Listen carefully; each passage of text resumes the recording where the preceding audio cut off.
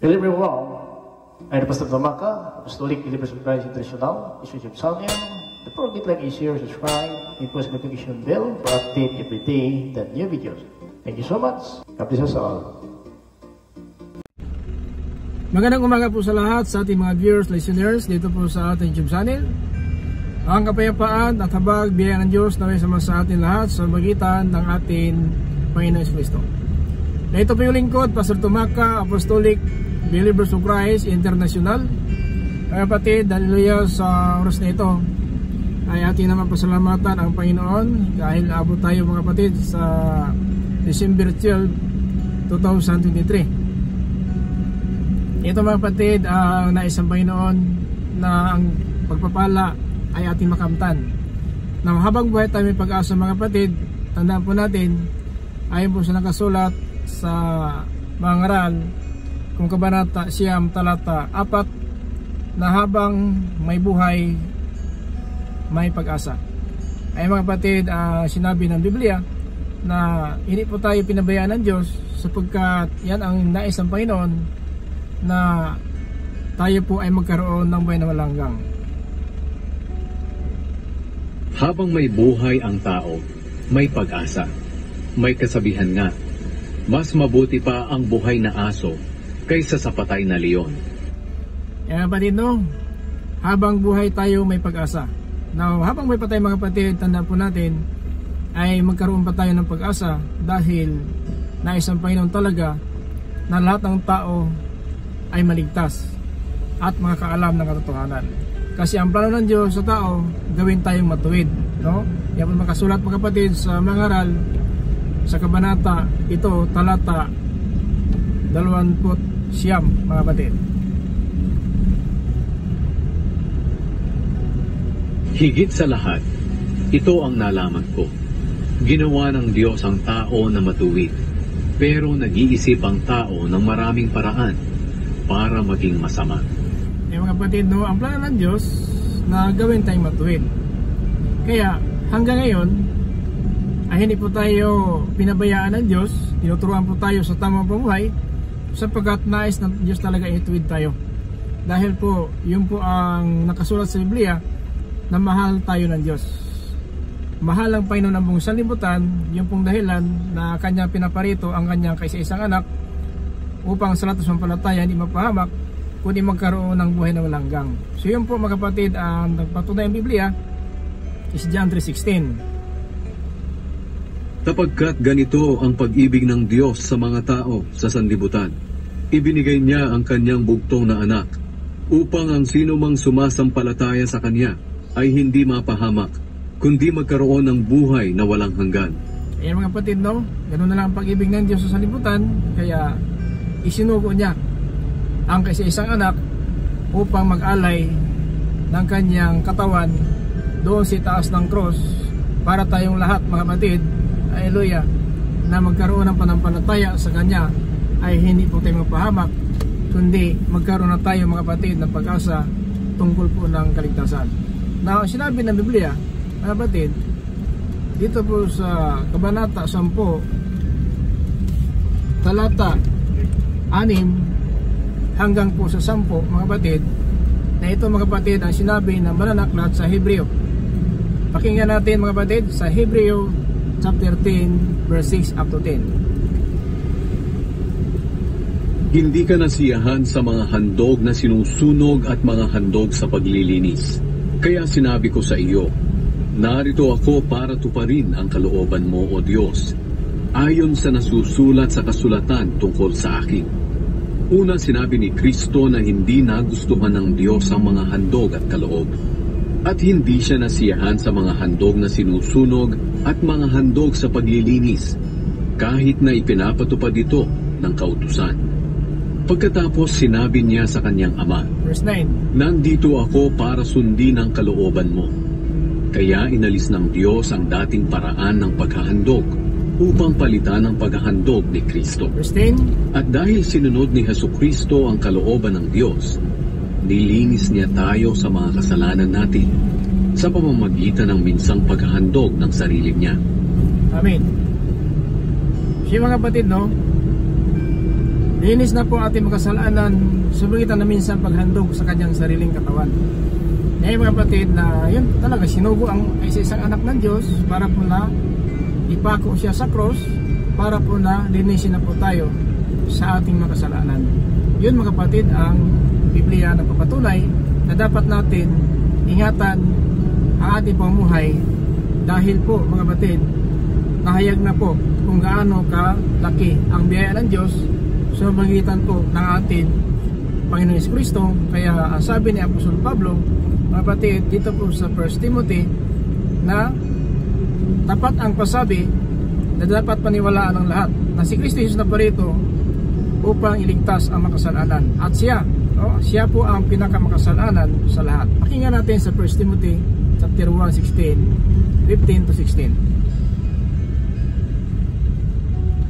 Ito ang katotohanang dapat tanggapin at paniwalaan ng lahat, na parito si Kristo Jesus sa mundo para iligtas ang mga makasalanan. At ako ang pinakamakasalanan sa lahat. Ngunit kinaawaan ako ng Diyos para maipakita ni Jesucristo sa pamamagitan ko kung gaano siya katiyaga sa mga makasalanan. Magsisilbing halimbawa ang ginawa ni Kristo sa akin para sa iba na sasampalataya sa Kanya, na pagkakalooban niya ng buhay na walang hanggan. Diba? Isang halimbawa, at sa atin niya sumampalataya na pagkalooban ng Diyos ng buhay na walang hanggan. Now, ito mga kapatid, alam natin ang Biblia ay nagpapatunay na habang buhay tayo may pag-asa. Now, tingnan natin mga kapatid, na isang kriminal si taas sa cross, na talagang nagkaroon siya ng pangako ng Panginoon. Alam natin yan mga kapatid, sapagkat nakasulat po sa Lucas, mga kapatid, Kabanata 23, talata 42, 43. Yan mga kapatid, no? Maliwanag po ang Biblia ng papatunay na nangako talaga ang Panginoon sa isang kriminal doon sa taas ng cross. Tandaan po natin, kahit nag-agaw hininga na po ang kriminal, pero pinagkalooban pa siya ng Panginoon ng pangako na ngayon ikasama kita sa paraiso. Itong kriminal mga kapatid, tandaan po natin, ay talagang nahayag na siya ay kriminal. Kung basahin natin sa Biblia mga kapatid, dito po sa Hallelujah chapter 23 verse 40 sa Lucas, pakinggan natin ang kasaysayan ng dalawang kriminal na nakapako kasama ng Panginoon sa taas ng cross. Pero sinaway siya ng isa pang kriminal na nakapako. Hindi ka ba natatakot sa Diyos? Ikaw man ay pinaparusahan din ng kamatayan. Dapat lang naparusahan tayo ng kamatayan dahil sa mga ginawa nating kasalanan. Pero ang taong ito'y walang ginawang masama. So isang kriminal, pabor po sa Panginoon. Pero isang kriminal sa 39, pakinggan natin. Ninsulto rin si Jesus ng isa sa mga kriminal sa tabi niya. Hindi ba ikaw ang Kristo? Iligtas mo ang sarili mo, pati na kami. Pero sinaway siya ng isa pang kriminal na nakapako. Hindi ka ba natatakot sa Diyos? Ikaw man ay pinaparusahan din ng kamatayan. Dapat lang naparusahan tayo ng kamatayan dahil sa mga ginawa nating kasalanan. Pero ang taong ito'y walang ginawang masama. So dapat lang, ang sabi ng kriminal, dapat lang parusahan tayo ng kamatayan sa ginawa nating kasalanan. So bayad na po ang kriminal sa taas ng cross ng kanyang ginagawang pagkakriminal. Kaya dapat mangako ang Panginoon mga kapatid na ngayon isasama kita sa paraiso, dahil ang purpose na matay ang isang kriminal sa kanyang ginawang kasalanan. Na anong purpose na matay ang Panginoon? Dahil sa ating kasalanan. Kaya kahit nag-agaw hininga ng tao, hallelujah, kung magkaroon siya ng panampalataya at magawa niya ang gawain ng kapatawaran ng kasalanan, makiisa tayo sa kamatayan sa cross, mapatawad tayo kahit na sa huling panahon.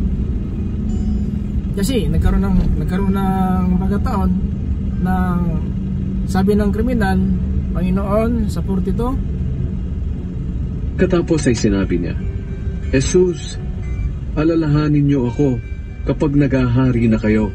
Sumagot si Jesus, sasabihin ko sa iyo ang totoo. Ngayon din ay makakasama kita sa paraiso. Bakit ganun ang sagot ng Panginoon? Sapagkat alam naman natin, ang sabi niya, dapat lang tayo parusahan sa ganito na paraan dahil sa ating kasalanan. So bayad na po ang kriminal. Dapat lang mangako ang Panginoon sapagkat bayad na siya. Dahil ang kabayaran ng kasalanan ng kamatayan. So bayad na siya. Anong klaseng pagkakrimen na ginawa niya? So bayad na ang kriminal. Ngayon, anong purpose na matay ni Kristo, mga kapatid? Bakit siya namatay si taas sa cross? Upang lupigin niya ang kapayanan ng dyablo, naglikos sa atin sa ating pagkamakasalanan. Pakinggan natin sa Hebrews chapter 2 and verse 14. Ito ang sinabi ni Apostol Pablo.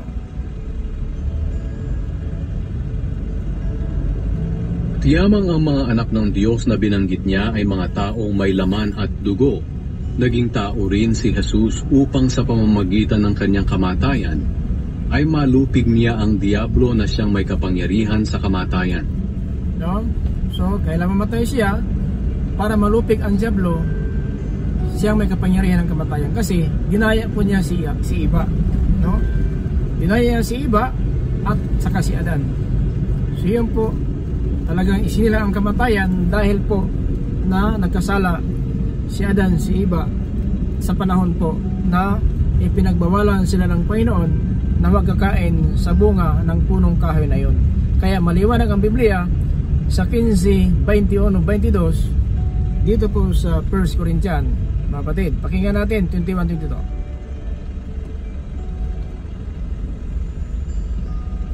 Dahil sa isang tao na si Adan, dumating ang kamatayan sa lahat ng tao. At dahil din sa isang tao na si Kristo, muling mabubuhay ang mga patay. 22. Sapagkat kung paanong tayong mga tao ay mamamatay dahil sa kaugnayan natin kay Adan, ganoon din naman dahil sa ating kaugnayan kay Kristo, tayong lahat ay muling mabubuhay. Amen. So yun po, mga kapatid. Kaya ang purpose na parito ang Panginoon, mapako siya sa cross para nalupigin niya ang kapangyarihan ng dyablo na siyang kamatayan. Kasi nanaig talaga ang dyablo sa panahon ni Adan, si Iba, na pinagbawalan sila ng Panginoon na huwag kakain, no, ng bunga ng kahoy na yan sa gitna ng halamanan, dahil sa oras sa kain kayo, mamamatay kayo. Pakinggan natin 2:16-17 dito po sa Genesis. At sinabi niya sa tao, makakakain ka ng kahit anong bunga ng punong kahoy sa halamanan, maliban lang sa bunga ng punong kahoy na nagbibigay ng kaalaman kung ano ang mabuti at masama. Sapagkat sa oras na kainin mo ito, tiyak na mamamatay ka. So tiyak talaga, sinisiguro talaga ng Panginoon, sa oras kakainin mo ito, tiyak. So ang tiyak, mga kapatid, sinisiguro, tiyak na mamatay ka. Alam naman natin yan. Yung pa sabi ng Apostol Pablo, kung ang tinawag na anak ng Diyos ay mga tao na may laman at dugo, naging tao si Jesus. Para sa pagitan ng kanyang kamatayan, ay lulupigin niya ang kapangyarihan ng dyablo na siyang kamatayan. Kasi yung po ang purpose na matay tayo ngayon, dahil po ang dyablo napakasinungaling po. Pakinggan natin sa Genesis kabanata 3 talata 1-5. Ito ay sinabi ng Biblia. Sa lahat ng hayop na nilikha ng Panginoong Diyos, ang ahas ang pinakatuso. Minsan tinanong ng ahas ang babae, totoo bang pinagbabawalan kayo ng Diyos na kumain ng bunga ng alinmang puno sa halamanan? Sumagot ang babae, makakain namin ng kahit anong bunga ng puno rito sa halamanan, maliban lang sa bunga ng puno na nasa gitna ng halamanan. Sapagkat sinabi ng Diyos na hindi kami dapat kumain o humipo man lang ng bunga ng punong iyon. Kapag ginawa namin iyon, mamamatay kami. Diba? Yun po ang sagot ng babae sa ahas, mamamatay kami. Pero ang sagot na ahas sa verse 4, pero sinabi ng ahas, hindi totoong mamamatay kayo. diba? Napakasinungaling talaga. No? Binalitad po niya ang sabi ng Panginoon, tiyak na mamatay kayo. So ang sabi ng ahas, pero sinabi ng ahas. Pero sinabi ng ahas, hindi totoong mamamatay kayo. Diba? Napakasinungaling talaga na ahas, mga kapatid, na ginamit ng dyablo para ang tao mamatay. Kaya yun ang purpose namin, naparito ang Kristo para lupigin ang kapangyarihan ng dyablo siyang kamatayan. Kasi ang kabayaran ng kasalanan ay kamatayan. So yan, mga kapatid, ibig sabihin ng Biblia na dapat malaman po natin Huwag po tayong kumpiyansa sa ating kapanahonan ngayon. Baka po tayo umasa po sa reliyon natin, sa ating karunungan, pero natin alam kung paano tayo magkaisa sa kamatayan ni Kristo para po na ating pagkatao ngayon sa salimutan, ito po ating ginawang kasalanan, ay mapatawad po tayo. Sabagat binawi na po, mga kapatid, ang kamatayan doon sa buhay. Namatay siya sa cross, muli nabuhay sa mula sa mga patay sa 3 araw, 3 gabi sa laman lupa, at yun ang pag-asa nating katibayan, mabuhay po tayo din, no? So mabuhay pa rin tayo sa pagparito ng Panginoon na tayo nakatulong na po sa alabok, ay mabuhay naman tayo dahil po sa ating pag-asa po ng salita ng Diyos. So kaya mga kapatid, ito po talaga ay nais ng Panginoon na matuto tayo sa tamang aral para na ating pag-asa ng kaligtasan ay buhay talaga. Now, wala na tayong naipagmalaki kung ano pa man mga kapatid, so dapat tayo makaisa sa kamatayan ni Kristo sapagkat mga kapatid, habang buhay may pag-asa pa. Ang kriminal, tandaan po natin, nahatulan siya ng kamatayan sa kanyang kasalanan. Si Kristo din, nahatulan ng kamatayan kahit wala siyang kasalanan, pero nituturo siyang makasalanan dahil po sa ating pagkamakasalanan na siya po ay walang kasalanan. Pakinggan natin mga kapatid sa 1 Peter in chapter 3 verse 18. Ito ang sinabi ni Apostol Pedro, mga kapatid, sa 1 Peter in chapter 3 in verse 18, mga kapatid, up to 20. Ito po ang sinabi ng Biblia. Pakinggan natin.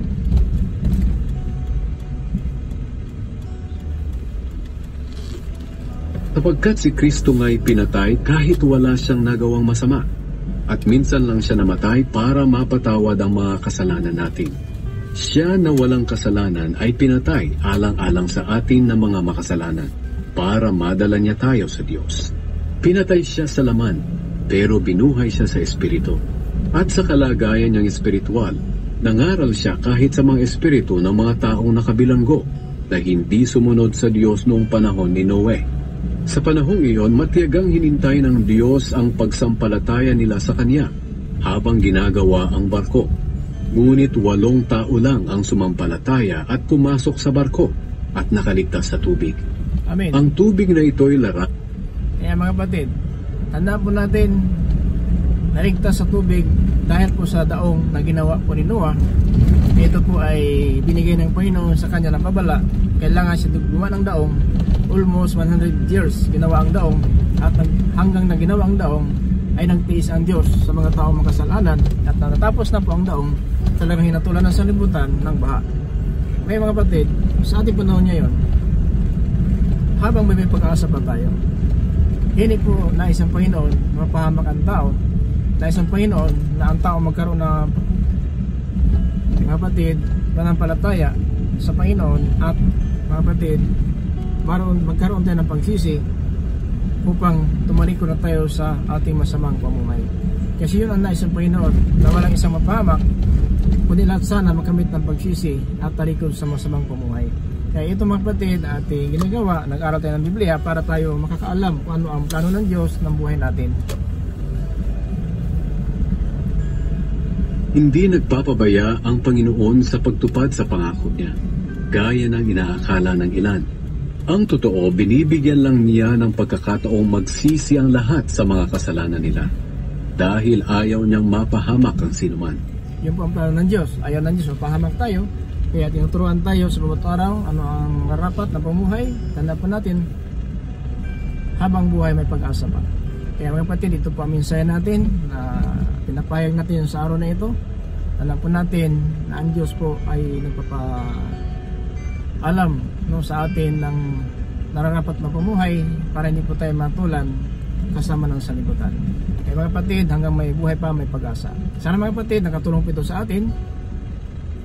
Ang mga video na ito na ating ginagawa, magsisi na po tayo kasi yun ang sabi ng Panginoon, yun po ba ang kanyang pangako ayon sa akala ng iba.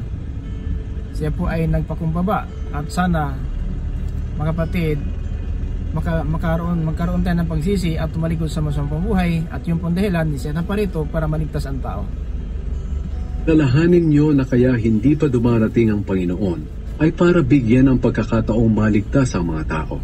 Kaya mga kapatid, ang mensahe ng Diyos, hindi pa siya na parito para bigyan ng pagkataon maligtas ang tao. Sana katulong po ito mga kapatid. Hallelujah. Sana po na magsisi na po tayo, talikod sa masamang pumuhay at mamuhay tayo ng Kristiyano na sumunod ng kalooban ng Diyos. Maraming salamat po sa inyong lahat, sa inyong mga oras, sa nakatingin sa video na ito. Ang kapayapaan, habag ng Diyos na sumasa atin, sumigitan na atin pa ni Kristo. Like and share lang po natin guys ang salita ng Diyos para po tayo lahat magkaisa po ng biyaya ng Diyos hanggang sa pagparito ng ating Panginoon. Maraming salamat po. Ito po yung lingkod, Pastor Dito Maca, Apostolic Believers of Christ International. Sabi sa bawat isa, the grace of Jesus Christ be with us. Amen.